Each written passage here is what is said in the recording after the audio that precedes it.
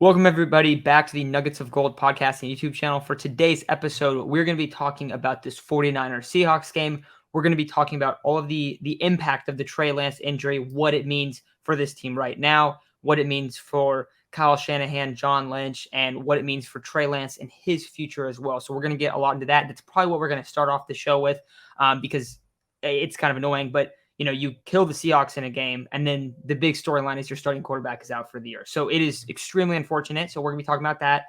And then we'll wrap up the show and we'll talk about this upcoming Broncos matchup, a Sunday night football matchup, and one that looks very intriguing because the Broncos have, frankly, looked kind of terrible up to this point.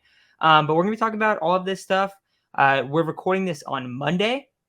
Now, we're not going live this episode, but moving forward, we are planning to go live at 9 a.m. on Monday, pretty much every week.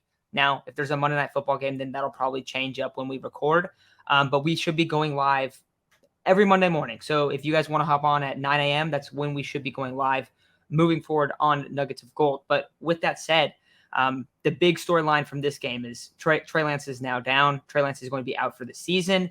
Lot of question marks in terms of kind of a finger pointing blame game of, this is on Kyle for running his quarterback up the middle. People are happy that Jimmy Garoppolo is back. People are very upset that Trey Lance is back or is out.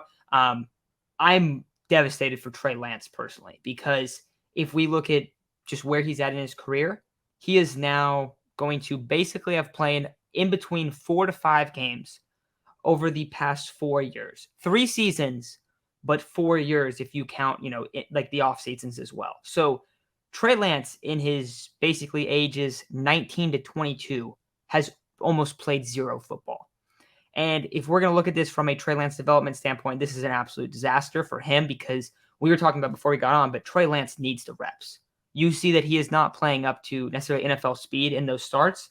Now, I don't think that either of us are out on Trey Lance or anything like that, but this is a significant blow for what his future kind of holds. So, Aiden, what was your feeling about the Trey Lance injury, and how do you think it's going to impact him first off? And then second off, how do you think it's going to impact the 49ers? Yeah, number one, I was just so disappointed. It's not like Trey was coming out and looking like prime Aaron Rodgers or anything like that coming out, but I don't think anybody who knows football in any reasonable capacity expected him to be that. This was career start number 4. I guess, this Seahawks game. So like it'd be a little bit concerning if the best that we ever saw of Lance was career start number 4. He was only going to get better throughout the course of the season. And it's just such a give and take. There's so many things to consider with this injury because you basically lose a whole year. And kind of the first thing that pops in my head is what they're going to do with this rookie scale contract. This is year 2 of 5 in his rookie deal, and he won't start. Hopefully, fingers crossed, he starts more than 2 games next year. He won't start his 5th game or 10th game until midway through next year. So that's more than halfway through this rookie deal, and gives the Niners even less time to figure out what they have. But for him, I mean, it's so tough. He needs to, I guess, make the most of this opportunity that he's been given to really learn this playbook inside and out. I'm sure that there'll be tons of nights where he can't really move that foot, and he's going to need to study. It's one of those things. It's just sucks for him. You'd rather get the game reps, but both of us have been incredibly critical of Jimmy Garoppolo over this past year and a half. I think we both are still in the same boat. He's not perfect, but I think both of us would also say that tomorrow, like if the Broncos come into town tomorrow, the Niners are a better team probably with Jimmy Garoppolo starting. That's not to say by week 10 that Lance could have given the Niners that dimension that they were sort of missing. But the floor is just substantially higher. And honestly, like I can see how some people around the league, you've seen those reports. A couple anonymous NFL sources are like they're better with Jimmy right now. I would have to agree. But I think a lot of that stuff is getting kind of blown out of proportion right now because Lance isn't like he's not the refined version of the guy that hopefully we're going to be able to see over the next 5, 10 years.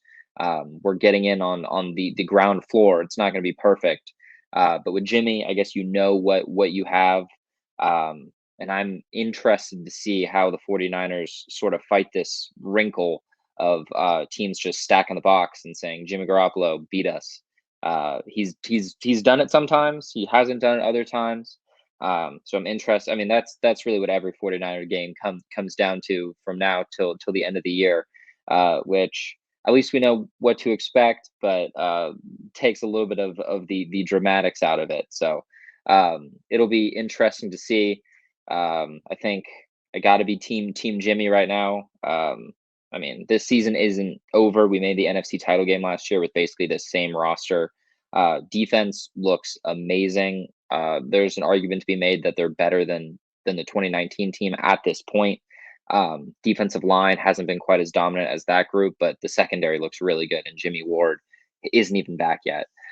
So super excited to see what those guys can do going forward. But I'm just so gutted for Lance, and it raises substantially more questions for this 49ers team, front office, coaching staff, moving forward. So definitely not ideal, but I'm excited to see how they can make the best of it.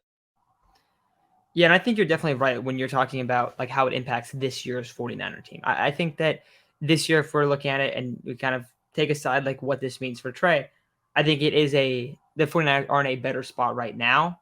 Now, it's really hard to project what Trey would look like in the late season, what all of those reps would add up to, what that would mean for him, how he would be able to speed up kind of his play against the NFL. Because to be frank, like, and anyone that's listening to our show, like, you guys know, I really like Trey Lance. Aiden really likes Trey Lance a lot. But he was not playing very fast in terms of if he's running the football. Like, even look at some of these like power quarterback runs and stuff. He can't beat guys to the edge. He's not a very fast player.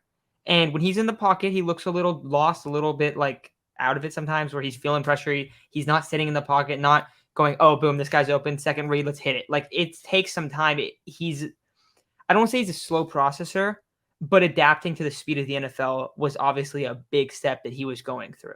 So immediately you bring in Jimmy, and Jimmy's going to be playing better. I don't know what it looks like later in the season, but I definitely agree with that.